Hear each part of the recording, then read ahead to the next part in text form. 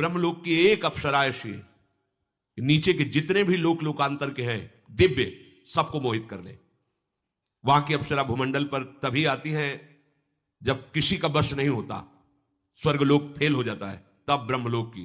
एक बार महाभारत में हमने स्वाध्याय के समय पढ़ा था, शुंद उपशुंद, ये दो ऐसे जुड़वा भाई थे कि अगर इनको कोई भी क्रिया करनी तो एक साथ होती थी इनकी, थे अलग अलग ही, अगर एक की ऐसी दृष्टि गई तो उसकी दृष्टि गई, मतलब एक स्वभाव, एकदम एक रुचि, और दोनों ने भारी तपस्या की, भगवान ब्रह्मा जी को प्रसन्न किया और वरदान मांगा कि हम अमर हो जाएं। सबसे ज्यादा इनको दिक्कत मरने की होती है, अमर हो जाएं फिर मनमानी आचरण करें। तो ब्रह्मा जी को भगवान का आदेश है कि वरदान देते समय योग्यता जरूर देख ले। योग्यता तो थी क्योंकि ऐसी भारी तपस्या की, पर स्वभाव नहीं था इस वरदान की योग्य, इसलिए भगवान ने कहा अमर तो नहीं कर सकते, तुम बचने के उपाय में जो चाहो मांग लो। यही कहा था हिरण्यकश्यप से भी, तो उसने पूरा वरदान ऐसा मांगा कि ब्रह्मा के पास कुछ रह ही नहीं गया, बस केवल अमरत्व शब्द नहीं था, बकाया सब था। ऐसे ही इन्होंने विचार किया तो कहा तुम्हारे किसी भी विधान से ना मरूं, अगर मरूं तो मैं भाई भाई से ही मरूं। बिल्कुल ठीक है, बिल्कुल ठीक। और अच्छा उनको ये था कि हमारी दोनों में इतनी प्रीति है कि जो हम पसंद करते वही ये पसंद करते, जो हम चलते। ब्रह्मा जी मुस्कुराए, ये तो बहुत हल्की बात, हाँ ठीक, तथास्तु। और उनको ही विश्वास था कि आज तक हमारे भाइयों में एक वृत्ति का फेर नहीं हुआ दोनों में, तो कैसे हो जाएगा। अब इन्होंने शुरू किया बड़े बड़े ब्रह्म ऋषियों के आश्रमों में आग लगा देना, अत्याचार, राक्षसी स्वभाव। अब ऋषि मुनियों ने ब्रह्मा जी को ध्यान के द्वारा वंदना की, प्रभु आपके द्वारा वरदानी ये कैसा है, देखो आपने क्या इनको वरदान दिया, हमारा श्राप भी काम नहीं करता इनके ऊपर, क्योंकि मरेंगे तो सिर्फ परस्पर। तो अब चाहे जितना बड़ा कोई तपस्वी श्राप देगा तो वो लागू नहीं होगा, जहां भस्म हो जा आगे नहीं लगेगी, क्योंकि वरदान ब्रह्मा जी पूरी सृष्टि के विधाता है। ब्रह्मा जी ने कहा चिंता मत करो, इनकी व्यवस्था हम कर रहे हैं। अपने यहां की एक अप्सरा भेजी जिसका नाम तिलोत्तमा था, अगर एक तिल भर कोई देख ले तो मूर्छित हो जाए, तिल की जगह। स्वर्ग में ऐसी अप्सराएं हैं कि जो ऋषियों के मन में क्षोभ पैदा कर दे। तो भगवान नारायण के जब नर नारायण तपस्या करे तो इंद्र ने भेजा, भगवान ने मुस्कुरा के कहा तुम्हारा नाच गाना हो गया हो तो बैठ लो, फिर चले जाना। सब आश्चर्यचकित हो गए कि नर नारायण के ऊपर भगवान ने इसे खिलवाड़ में अपनी जंगा में ऐसे किया। तो उर्वशी जी प्रकट हो गई कि जो काम आया था भगवान को परास्त करने के लिए स्वयं मूर्छित हो गया उर्वशी को देख के। बोले जाओ इसको ले जाओ, स्वर्ग की सर्वश्रेष्ठ अप्सरा, इसके समान कोई नहीं। नारायण भगवान ने प्रकट, जहां उर्वशी का भी काम नहीं चलता वहां ब्रह्मलोक से तो तिलोत्तमा नाम की अप्सरा भेजी और कहा जाओ इन दोनों भाइयों में भेद करा दो। बोले ऐसे गई ऐसे आई, आप चिंता मत करो। तिलोत्तमा जिसका एक तिल देख ले तो वो जहां दोनों भाई बैठे हुए मदिरा आदि का पान करके उन्मत्त हो रहे थे, वहां से गेंद मारी और उनके पास फेंकी। जीव ही देखा भाग पड़े दोनों, एक ने दाया हाथ एक ने बाया हाथ पकड़ा, दोनों की तरफ देख के मस्त। छोटे ने कहा भैया हाथ छोड़ो, हमने पकड़ा है, तुम्हारी बेटी के समान पवित्र है। उनका धूर्त कहेगा मैंने पहले पकड़ा है, तुम्हारी मां के समान, भाभी मां होती है और अनुज बधू बेटी के समान पवित्र होती है। तिलोत्तमा ने कहा हम तो तुम दोनों को एक ही भाव से देख रही है। बोले ऐसा नहीं हो सकता। तो बोले फिर ये तुम निश्चय करो कि हम किसकी होंगी।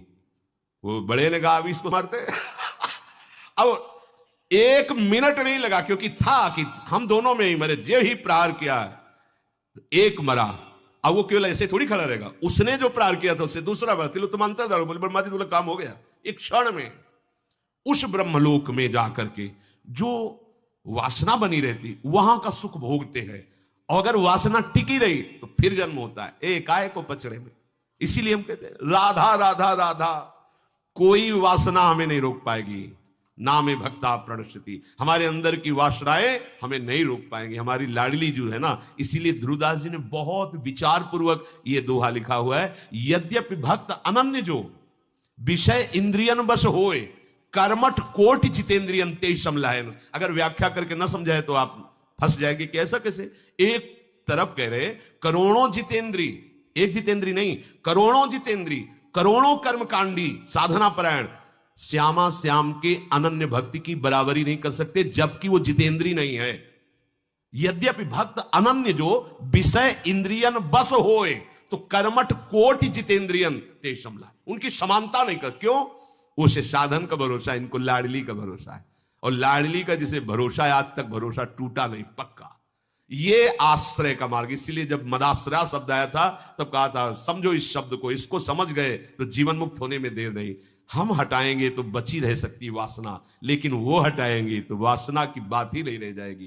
प्रेम का ऐसा उमगन हो, ये सब भस्म हो जाएंगे प्रेमाग्नि में। जितनी भी हमारी दुर्वासना या सद्वासना है, शुभ या अशुभ, दोनों भस्म हो जाएंगे। तो ये क्रम करके देवता अपने अपने अधिकार से ऊपर उठाते हुए ब्रह्मलोक ले जाते हैं। और एक मार्ग है धूमौ रात्रिस्तथा कृष्ण षण्मासा दक्षिणायनम तत्र चांद्रमशम ज्योतिर योगी प्राप्य निवर्तते। धूम का अधिपति देवता, रात्रि का अधिपति देवता, कृष्ण पक्ष का अधिपति देवता, 6 महीने वाले दक्षिणायन का अधिपति देवता इस मार्ग में छोड़े हुए शरीर वाले योगी को चंद्रमा के पास ले। चंद्रलोक, ये चंद्रमंडल तो यही है, अंतरिक्ष में ही है, जहां लोग कहते हैं चंद्रमा पहुंच गए, ये चंद्रमंडल है। इससे करोड़ों किलोमीटर दूर सूर्य से भी ऊपर चंद्रलोक है, वहां किसी की पहुंच है। जैसे वो चंद्रलोक हुआ है, चंद्रलोक नहीं, चंद्रमंडल ये है अंतरिक्ष के अंतर्गत, जहां ये सर्च करके वैज्ञानिक जाते हैं। वो चंद्रमंडल है, आभा है, जैसे जल में प्रतिबिंब पड़ता है, ऐसे उस लोक में चंद्रमंडल की आभा है। चंद्रलोक ये तो सूर्य लोक के भी, बस सूर्य लोक को क्रॉस कर सके ऐसा कोई देहधारी पैदा ही नहीं हुआ। ये जटायु और संपाति ये भगवान गरुड़ के अंश से ही है, महान तेजस्वी बलवान। जटायु के बड़े भाई संपाति जी कह रहे थे जामवंत और हनुमान जी आदि से, जब पता चला कि जटायु जी का उद्धार हो गया और भगवान श्री राम ने अपने हाथ से अंतिम क्रिया की, तो आंसू आ गए। उनका मेरे पंख तो भस्म हो चुके हैं, तुम मुझे समुद्र तक ले चलो, मैं अपने भाई को तर्पण करूं। तर्पण किया और तब पूछा कि आपके पंख कैसे भस्म हो गए? बोले हम दोनों यौवन में थे, संपाति जी कह रहे, हम और जटायु खिलवाड़ में होड़ लगी कि सूर्य को छूना है। तो वो तो विवेकवान था, जब ताप लगा तो नीचे उतर आया, पर हम अहंकारी थे, आगे बढ़े, हमारे पर भस्म हो गए और मैं नीचे गिरा, तो आज तक मैं कष्ट भोग। सूर्य तक पहुंचना, सूर्य लोक के बहुत ऊपर चंद्रलोक है। यहां वैज्ञानिक तो बात है, यहां दैवी शक्ति संपन्न जो भगवत विधान से पास है वो आगे जा सकते हैं, जैसा इसमें वर्णन है योगी जन, ये कोई साधारण गति।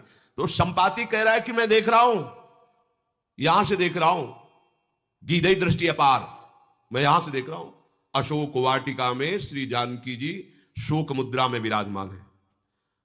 बूढ़ा हो गया हूं, नहीं तो जटायु ने तो युद्ध करके वीरगति को प्राप्त हुए, रावण को अपनी चोंच और पंजों से फाड़ के फेंक करके जानकी को उठा करके राम जी के पास रख देता, इतनी सामर्थ्य है। बूढ़ा हो गया संपाति, ऐसे साधारण पक्षी थोड़ी थे। अब सूर्य लोक जाने की इनकी भी सामर्थ्य नहीं थी, फिर चंद्र लोक तो बहुत ऊपर है।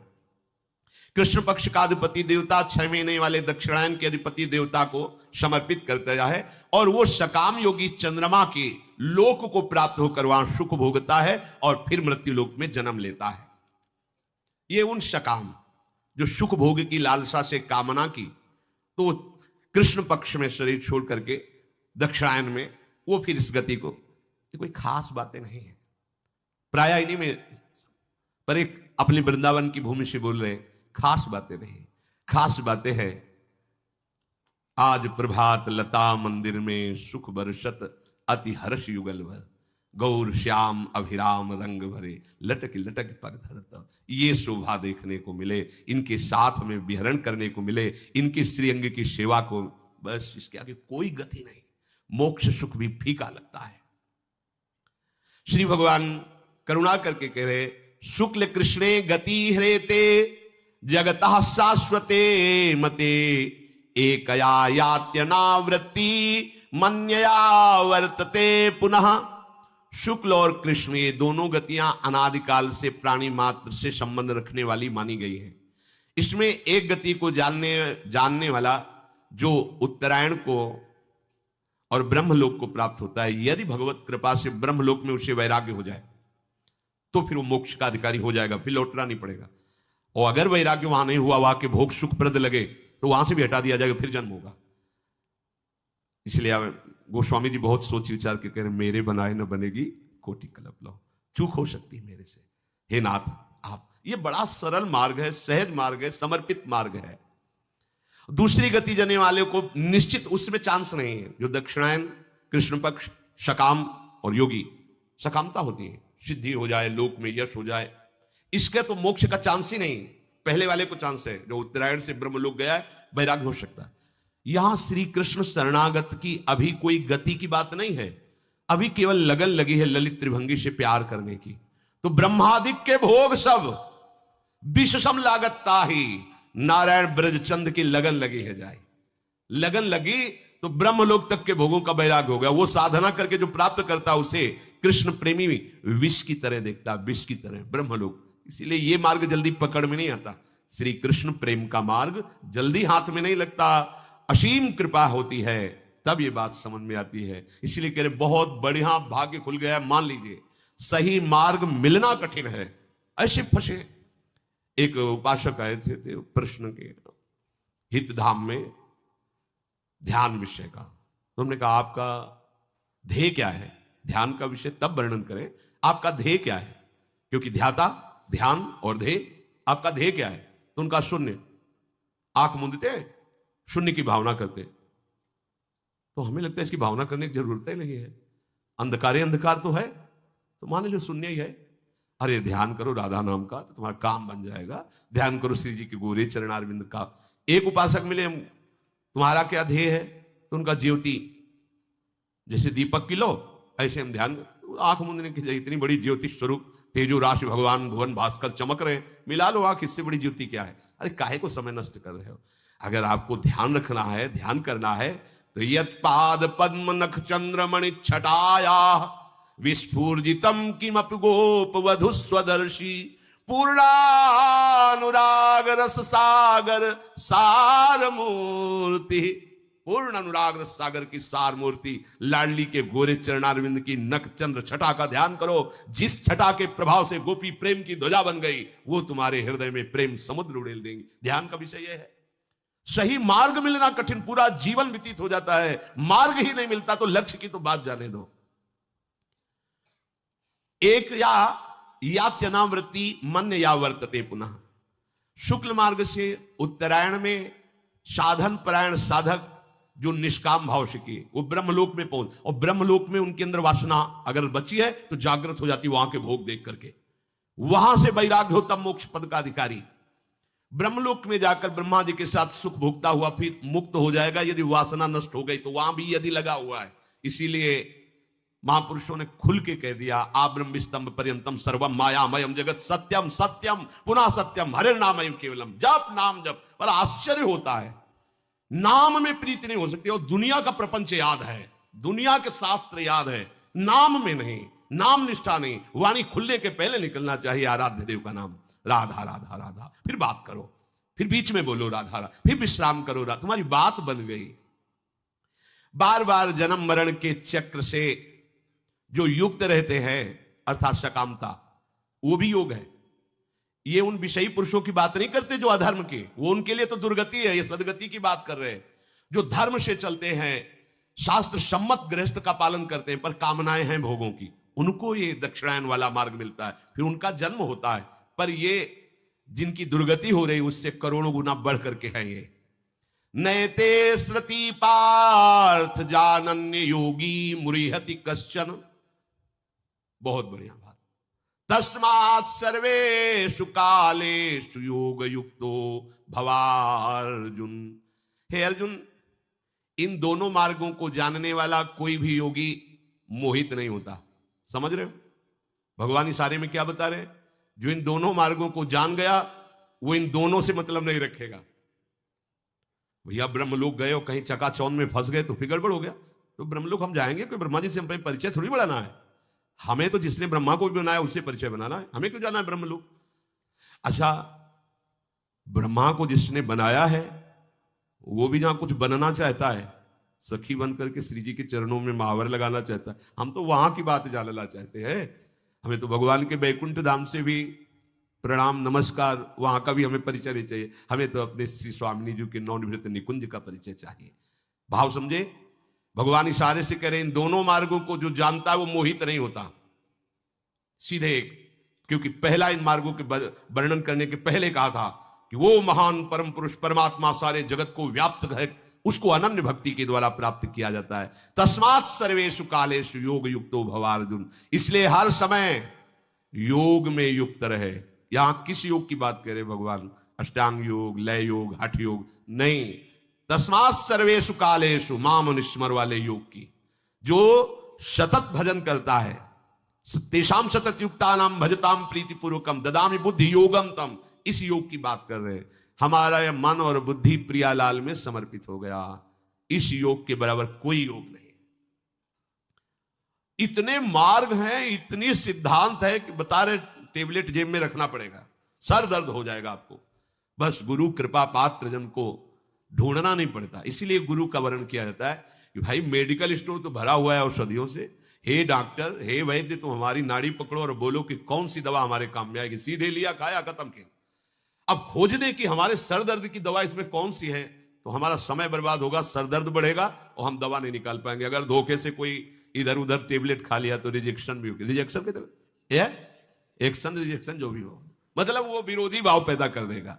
ऐसे ही शास्त्र को आप मेडिकल स्टोर समझो, दवा खाना भवरोग का, और सदगुरु वैद्य हैं, उनसे दवा लो, तुम स्वयं खोज मत करो, फंस जाओगे। फिर अगर सदगुरु ने दवा निश्चित कर दी तो विश्वास, सदगुरु वैद्य वचन विश्वासा, विश्वास पूर्वक को दवा खा लो जैसे डॉक्टर पर विश्वास करते हो। और संयम, परहेज, जो विरोधी भाव, विरोधी संग, विरोधी विषय, उनकी आशा मत रखो, उनका संग मत करो तो निकल जाओगे।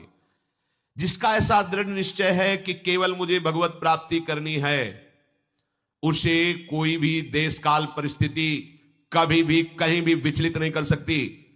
कोई भी घटना परिस्थिति के अधीन नहीं हो सकता, क्योंकि उसका लक्ष्य है भगवत प्राप्ति। तो भगवत प्राप्ति होती है भगवत सुमिरन से, निरंतर भजन से, बस। इससे बड़ा कोई योग नहीं है। सहज में समझ लीजिए। वेदेषु यज्ञेषु तपः शुचैव दानेषु यत् पुण्य फलम प्रदिष्टम अत्येति तत्सर्वमिदं विदित्वा योगी परम स्थानमुपैति चाद्यम। जो मेरा निरंतर भजन करने वाले हैं, भगवान यहां योगी उन्हीं को, क्योंकि पीछे भगवान ने कहा था कि कर्मकांडियों से भी श्रेष्ठ योगी और ज्ञानियों से भी श्रेष्ठ योगी। तो योगी कौन? जो मुझे अनन्य भाव से भजते हैं, वो सर्वश्रेष्ठ योगी है, जो ज्ञानियों से भी, कर्मकांडियों से, तपस्वियों से भी श्रेष्ठ हैं।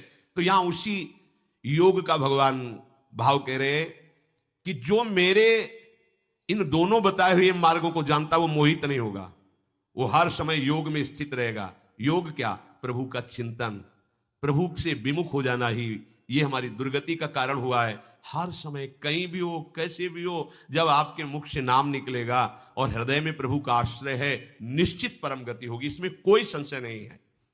जो योगी मेरा अनन्य चिंतन करता है, वो इन वर्णन किए हुए जो शास्त्र समझ सिद्धांत, वेदों में, यज्ञों में, तपों में, दान में नहीं फंसता। भगवान स्वयं कहते, ध्यान से सुनो, क्योंकि जितने इनके सब साधन फल करे गए हैं, वो तो उसके चरण चूमते हैं जो मेरा निरंतर चिंतन करता है। उसको ये सब की तरफ बढ़ने की जरूरत नहीं। अगर आपकी नाम में रुचि हो रही तो देखना सब आपको फीका लगने लगेगा। नाम में रुचि नहीं है तो ही होता है। जो तपों का, दान का, वेदों के स्वाध्याय का, यज्ञों का और वर्णित इन मार्गों का जो पुण्य फल कहा गया है, जो मेरा भक्त होता है इससे प्रभावित नहीं होता। ये खास बात समझो। भगवान सब वर्णन किए और बाद में कह रहे हैं इन सब का अतिक्रमण कर जाता है वो। सीधी बात, मेरी प्यारी जो प्यारी, कोई समझे या न समझे, सबसे हमारी समझ भली। ठाकुर नंद किशोर हमारे ठकुराइन वृषभान ले। समझाने के लिए प्रश्न करो, उत्तर ले लो, लेकिन हमारी समझ समझना है तो समझो। हमारी समझ कहां है? ठाकुर नंद किशोर हमारे ठकुराइन वृषभान लली। प्रभु यहां कह रहे हैं कि जो योगी है, कौन सा सतत मेरा स्मरण करता है, वो इन सब से प्रभावित नहीं होता। ना उसे उत्तरायण से मतलब है, ना दक्षिणायन से। अच्छा, जैसे आप बहुत पापाचरण कर रहे हो, पवित्र तिथि में मरे, पूर्णिमा है, उत्तरायण है, क्या आपको ब्रह्मलोक मिलेगा? क्या यमदूत मार डंडे सीधे आपको नरक ले जाएंगे? ठीक है। दक्षिणायन है, कुतिथि है, कुसमय है, कुजगह है, और आप राम, हरि, कृष्ण, राधा कुछ भी बोले तो कोई नरक जाना पड़ेगा क्या? नहीं, सीधे भगवान की दिव्य पार्षद भगवत धाम। ये सिद्धांत को समझो। एक है कर के पाना, एक है हो के पाना। कर के पाने में जन्म जन्मांतर लगेंगे, और हो के पाने में अभी अभी। कमा के अरबपति बनना और गोद नामे में बैठ जाना है। जो कर के पाना है वो कमा के बड़ा जन्म जन्म, और हो के गोद नामे में। वो तो कह रहे हैं ना, अगर ये हो कि भाई वहां फुल हो चुका है, अब नहीं, वो कह रहे हैं अब भी जगह खाली है, आ जाओ।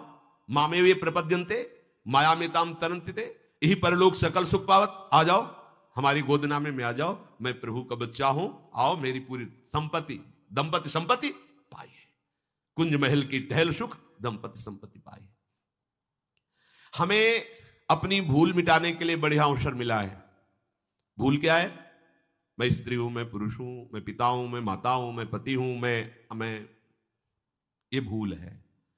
इस भूल को मिटा दो। मैं प्रभु का हूं, प्रभु मेरे। वही है, आप भी मानते हैं ना मानते हुए भी। जब वो अंतर ध्यान हो जाते हैं तो जो तुम्हारी प्रिय पत्नी, प्रिय पुत्र, प्रिय पति रख के दिखा लो। भाई हम 4-6 महीने से रखे हुए हैं क्योंकि प्रिय हैं। कमरे में जाने में भय लगेगा कि चलो, क्यों? वही तो तुम्हारा पुत्र है, वही पत्नी है, वही। बोले डर लगता है। अब वो कहां रहे? तो जो नहीं रहे उनको जानते थे क्या? जानते तो 5 भौतिक शरीर को थे। अब क्या डर है? अब उसी से कहो कि आप हृदय से लगाओ, वही पुत्र है तुम्हारा, वही पति। नहीं, डर लगता है। और फिर उससे कहो कि रखे रहो, काहे को रो रहे हो? रखे रहो ना, कोई नहीं ले जाएगा। इसी से तो प्यार करते, पैसा दे के कहेंगे कि इसको जला दो, जाके हटाओ इसको। अनजाने में भी तुम प्यार प्रभु से ही करते हो, पर जान के कर लो तो निहाल हो जाओगे। अपनी भूल को मिटाना है। हम लोग समझते हैं कि हम अपनी भूल को मिटा सकते हैं, पर यह निर्बलता भूल मिटने नहीं देती। अगर आप प्रभु से विमुख हैं तो कहां पुष्टता आपको मिल सकती है?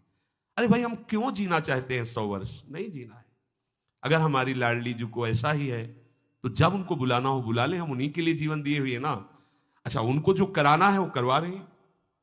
किसी को दुख देके, किसी की हत्या करके, किसी के अपना जीवन थोड़ा विचार करो। यही कर्म तो आकर के यहां हमको गिराने के लिए तैयार हुए हैं। अब एक कर्म ऐसा कर लो कि तुम गिरो ना। ये निर्बलता, ये अपात्रता, ये संयोग सुख की लोलुपता, ये मनुष्य को असमर्थ बना देती है। राधा राधा अगर भाव से जप करके देखो तो कोई कमजोरी। मनुष्य जन्म में महान लाभ से वंचित अपनी मूर्खता के कारण हुआ जाता है। मनुष्य को संयोगजन्य सुख की लोलुपता का त्याग करने की सामर्थ्य, नित्य निरंतर भगवत मार्ग में उद्यत रहने की सामर्थ्य, ये केवल भगवत प्रेमी महात्माओं से मिलती है। पकड़ लीजिए बात। अगर शब्द है भगवत प्रेमी महात्माओं से, क्योंकि भाई अगर भटके हुए जंगल वाले से फंस गए तो तुम्हारा दिमाग ही बदल जाएगा। ये धाम नाम सब छूट जाएगा। अपनी अपनी भावना होती है।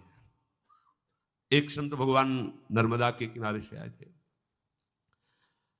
उन्होंने कहा कि सर्वत्र वृंदावन ही है, जहां भगवान वहीं वृंदावन। तो बताओ भगवान कहां नहीं है? सब जगह भगवान, सब जगह वृंदावन ही है। हाँ, हमारे वृंदावन के 2 रूप हैं। एक है व्यक्त रूप और एक है अव्यक्त रूप। अव्यक्त रूप से जहां आप व्यक्त रूप का चिंतन करोगे वहीं आपको भासेगा, अनुभव में आने लगेगा। लेकिन वृंदावन तो वृंदावन ही है ना। कोई त्रिभुवन में जगह बताओ जहां ललित त्रिभंगी बिहारी जी मूर्तिमान होकर के विराजमान हो। ये किसी कारीगर की रचना नहीं, स्वयं प्रियालाल श्यामा श्याम स्वामी हरिदास जी के प्रेम से ये युगल रूप एक वपु धारण कर बांके बिहारी के, ये प्रिया प्रीतम साक्षात कहना भी एक लघुता सी लगती है। प्रिया प्रीतम, ये कारीगर की रचना नहीं की।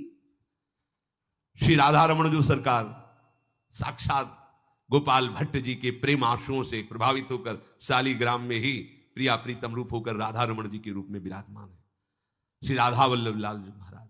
और ऐसे कितने ठाकुर वृंदावन में, घर घर ठाकुर वृंदावन में। एक संत जहां रहता है उस देश की, उस क्षेत्र की महिमा हो जाती है। यहां तो घर घर संत है। जैसे एक परिवार में 10 लोग रहते हैं, ऐसे कुटिया में 10 संत रहते हैं। यहां संतों का एक खेत है। एक जगह भागवत होती है तो वहां मंगल और पवित्रता छा जाती है, घर घर भागवत हो रही है। एक जगह अखंड कीर्तन, यहां घर घर अखंड कीर्तन है। कैसे कोई वृंदावन की समानता कोई कर सकता है? भाव से तो वृंदावन सिर्फ वृंदावन। अब आप अगर ये मान के कि संग करोगे तो वृंदावन निष्ठा फेल हो जाएगी, और जब यहां के रसिकों से बात करोगे तो कहेंगे विपिन राज सीमा के बाहर हरिहू को न निहार, रे मन वृंदा विपिन विचार। विचार करो वृंदावन की कैसी अद्भुत महिमा है। देखो वृंदावन की महिमा की, अगर बाहर हरि भी हो तो आंख उठा के मत देखना। वृंदावन परित्यज्य पादमेकम न गच्छति, खंड खंड हो जाए तन अंग अंग सत्रूक। वृंदावन ने छाड़ियो छाड़ियो है बड़ी चूक, यद्यपि मिले कोटि चिंतामणि तौ न हाथ पसार। जय श्री भट्ट धूलि धूसर तन ये आशा उर्धार, रे मन वृंदा विपिन निहार। भगवत प्रेमी महात्माओं का संग ये आपकी निर्बलता को दूर कर देगा, आपके अंदर दृढ़ भगवत भाव स्थापित। सच्ची मानिए, भगवत प्रेमी महात्माओं का संग आपको बल देगा। पर इस संग के लिए जो सावधानी चाहिए और जो श्रद्धा चाहिए उसे ध्यान पूर्वक सुने। बोरी सखी जी कह रहे, हरिवंश हित जोरी उमगी ऐसी कृपा मुँह पे करो, परिजाय यह जो स्वभाव सहज ही कबहू अंतर जनि परो। हरिवंश जोरी श्री राधा वल्लभ लाल, रूप बेली प्यारी बनी सुप्रीतम तेरे प्रेम तमाल, दो मन मिलिए कह भय श्री राधा वल्लभ लाल। हे हरिवंश जोरी हम पर ऐसी कृपा करो, क्या मेरा यह स्वभाव बना दो सहज में, कभी स्वभाव में अंतर ना पड़े। क्या जे नाम मुख सो ले ही तुम्हरो, उमगी तिन पायन परो, तिन सो सदा आधीन बनो, दीन बाणी उच्चरो। हे लाडली लाल जो आप ऐसी कृपा कर दो, मेरा ऐसा स्वभाव बना दो कि जो आपका नाम मुख से उच्चारण करते हैं, आपके सेवक हैं, आपके जन हैं, उन प्रेमी संतों के चरणों में गिरने का मेरा स्वभाव बना दो। मैं बार बार उनके चरणों में प्रणाम करूं। 300 सदा आधीन बनो, मैं उनके अधीन रहूं, जैसी आज्ञा करें वैसा मैं चलूं, और दीन बाणी उच्चरो, दैन्य होकर उनसे बात करें। छविदावरी देखत उमगी जे, नैन जल भर लावही, तीन दरस इकटक करत कबहू, नैन मम न अघावही। हे लाडली लालजू, जो आपकी रूप माधुरी में डूबे हुए आंसू बहाते हैं, ऐसे रसिक जनों को मैं एकटक निहारता रहूं। मेरे नैन कभी ऐसा तृप्ति ही न माने कि उनके मुख चंद्र से हटने की बात हो। क्या मांग रहे हैं लाडली लाल से? आपकी रूप माधुरी में जो डूबे हुए आंसू बहा रहे हैं, मैं उनको निरंतर देखता रहूं।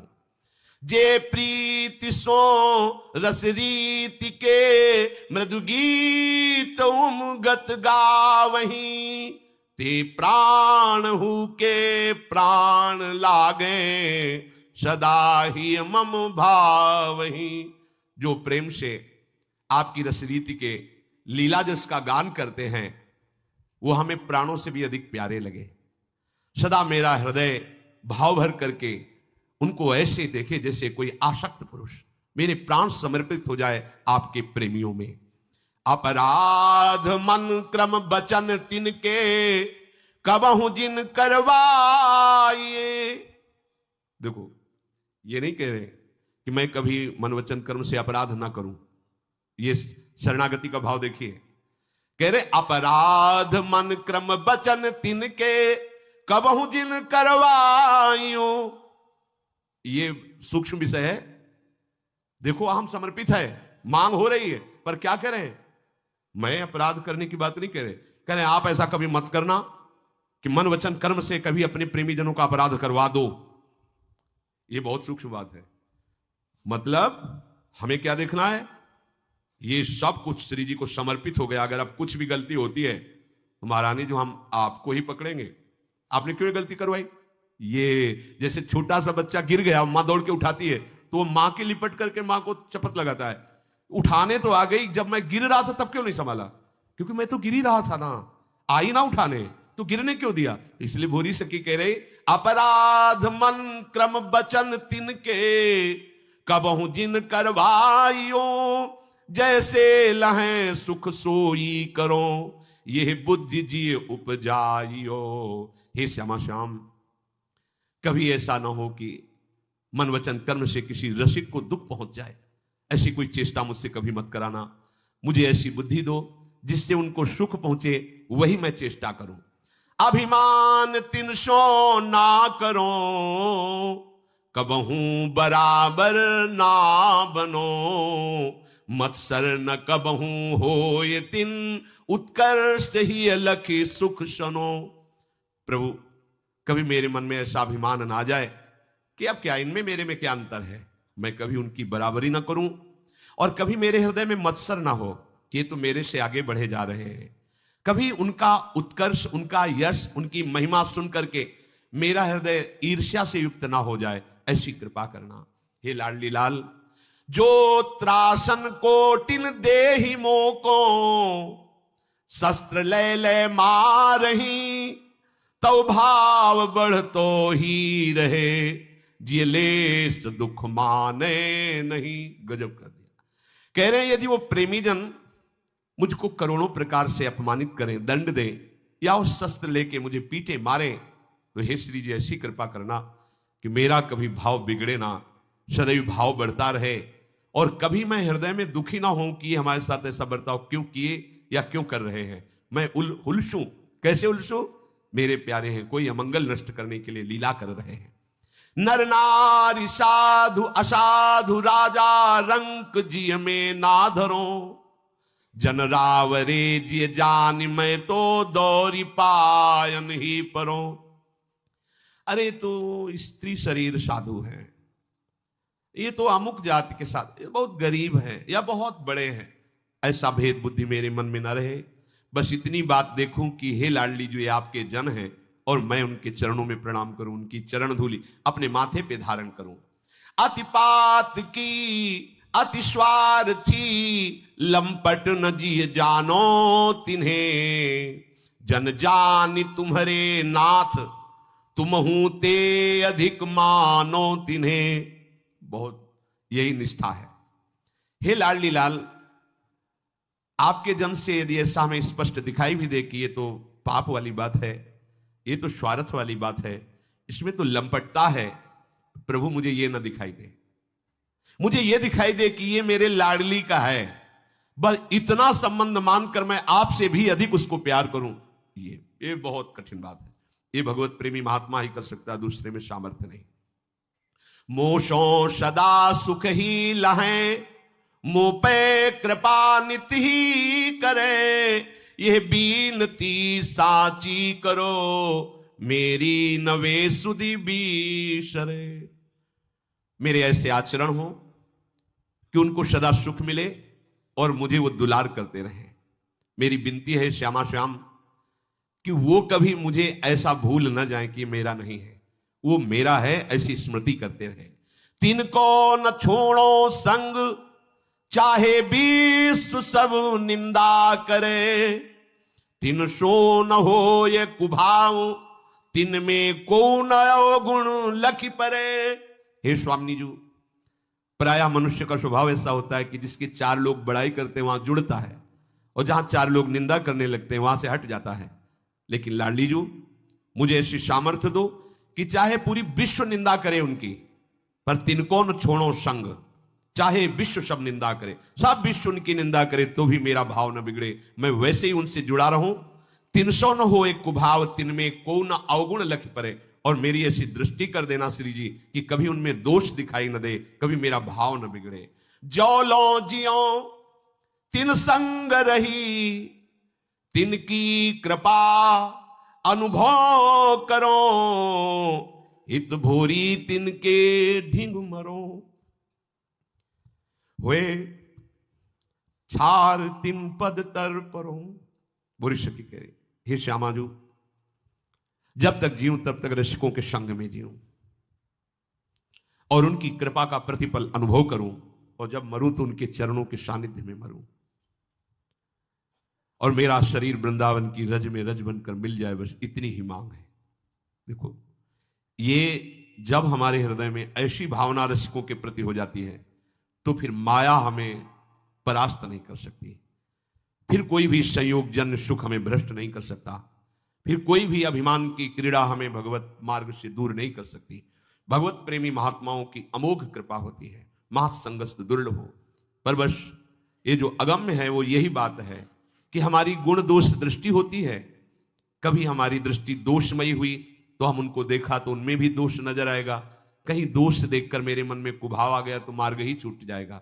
इसलिए भोरी सखी कह रहे कि जौलों जियो तिन संग रहो, तिनकी कृपा अनुभव करो, हित भोरी तिनके ढिंग मरो। कैसा सौभाग्य होगा जब रसिक जन सब घेरे हुए प्रियालाल का जस गा रहे होंगे और उनके चरणों के समीप पड़े, उनके दर्शन करते हुए जस सुनते हुए श्री जी के पास जा रहे हैं। ये गति आगम निगम अगोचर गति है, ये शास्त्रों से परे गति है। भगवत प्रेमी महात्मा जन बैठे हुए जस गा रहे हैं और बीच में श्री जी की सखियां आई और उसको दिव्य नवनिवृत्त निकुंज में ले जा रहे हैं। पूज्य श्री पंडित गया प्रसाद जी महाराज गिरिराज में थे, उन्होंने दिव्य दृष्टि से देखा कि एक नवीन सखी पालकी में बैठी हुई और कई सखियां राधा नाम कीर्तन करती हुई वृंदावन की तरफ ले जा रही हैं। तो उन्होंने कहा कि भाई जी का शरीर पूरा हो गया, क्योंकि ये भाई जी ही है। पता लगवाया तो हाँ, उसी समय उसी तिथि को पूरा हुआ था ऐसा।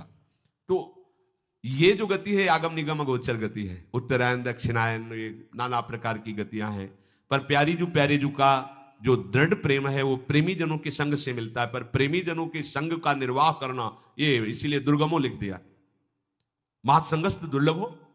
अगर मिल भी जाए तो अगम्यो, उसका निर्वाह करना बड़ा कठिन। अगर निर्वाह कर गए तो अमोघस्य, निश्चित भगवत प्राप्ति, निश्चित भगवत प्रेम हुए। छार तीन पद तर परो, मरने के बाद की भी आकांक्षा रख रहे हैं कि मेरा शरीर वृंदावन की रज में मिले और वो रसिक जन हमारे ऊपर चले, उनके चरण सदैव हम पर पड़ते रहे।